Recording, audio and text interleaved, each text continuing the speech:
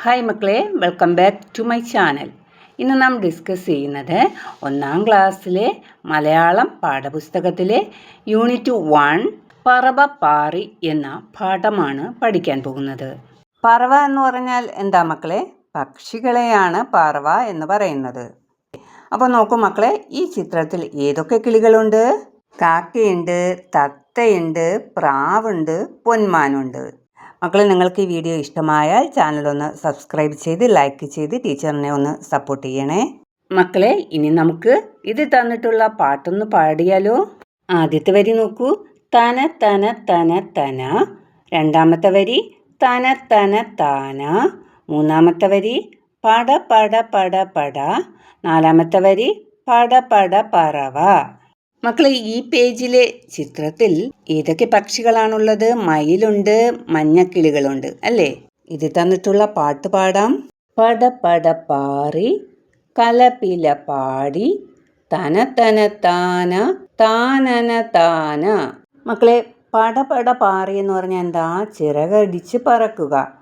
കലപില പാടി, അതായത് കിളികളൊക്കെ ഉണ്ടാക്കുന്ന ഒരു കലപില ശബ്ദം ഉണ്ടില്ലേ, അതാണ് കലപില പാടി എന്നതുകൊണ്ട് ഉദ്ദേശിക്കുന്നത്. തന തന താന താനന താന, അതൊരു വായ്ത്താരിയാണ്. മക്കളെ, ചിത്രത്തിൽ എന്താ കാണുന്നത്? ചിത്രത്തിലെ നൂലിൽ എന്തോ കെട്ടിത്തൂക്കിയിട്ടിട്ടുണ്ട് അല്ലേ? എന്താ അത്? മുട്ടത്തോടിനെ കളർ ചെയ്ത് ഓരോ രൂപങ്ങളും കാർട്ടൂൺസ് കഥാപാത്രങ്ങളും ഒക്കെ ആക്കി വെച്ചിരിക്കുകയാണ് അല്ലേ? നോക്കും മക്കളെ, ക്രിസ്മസ് ഫാദർ ഉണ്ട്. പിന്നെ നമുക്ക് എന്തൊക്കെ ഉണ്ടാക്കാം? തേനീച്ച ഉണ്ടാക്കാം, പെൻഗ്വിൻ ഉണ്ടാക്കാം, മുട്ടത്തോട് കൊണ്ട് മുയലുണ്ടാക്കാം, പാണ്ട ഉണ്ടാക്കാം. ഇങ്ങനെ ധാരാളം ക്രാഫ്റ്റുകൾ നമുക്ക് മുട്ടത്തോടിൽ ചെയ്യാൻ പറ്റും. മക്കളെ, നിങ്ങൾ മുട്ടത്തോടിൽ ഇതുപോലെ ഉണ്ടാക്കണേ. മക്കളെ, ഈ ചിത്രത്തിൽ കാണുന്നത് മുട്ടത്തോട് കൊണ്ടുള്ള പരീക്ഷണമാണ്.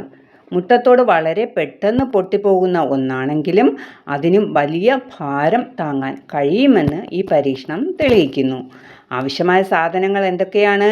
ഒരേ വലിപ്പത്തിൽ മുറിച്ച 4 മുട്ടത്തോടുകൾ, പിന്നെ കുറച്ച് പുസ്തകങ്ങൾ. ചെയ്യേണ്ട രീതി എങ്ങനെയാണ്?